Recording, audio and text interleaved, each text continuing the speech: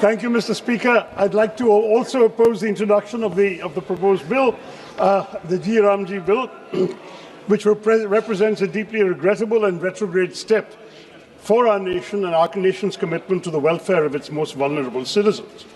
My first objection, Mr. Speaker, as with others, is the ill-advised decision to remove the name of the father of the nation for the reasons already given, which I will not repeat.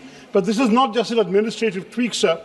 It's an assault on the very spirit and philosophical foundation of this crucial program.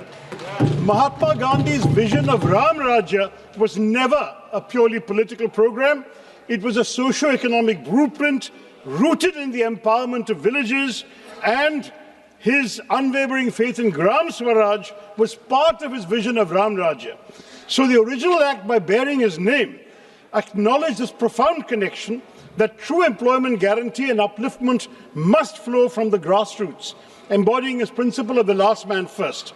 To remove the name Mahatma Gandhi is to strip the bill of its moral compass and its historical legitimacy, and then to have two languages in the title, just to make the acronym G. Ramji, is not just a violation of Article 348, as pointed out in the previous discussion, but it also reminds me of a song, of a lyric from my childhood, sir. Mere bachpan mein ye gaate the, देखो ये दीवानो ओ दीवानो ये काम मत करो राम का नाम बदनाम मत करो. And in this particular case, it's a real...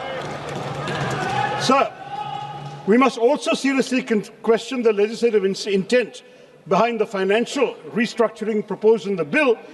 The proposal to impose 40% of the financial burden directly onto the state governments is not just fiscally irresponsible, it's a measure that threatens to make the entire program unviable, sir.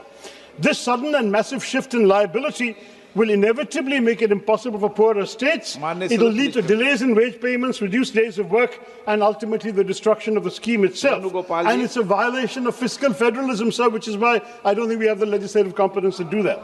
Finally, sir, it also makes it contingent upon executive notification. It allows the union to decide, sir, when and where the scheme will operate. This fundamentally alters the nature of the program from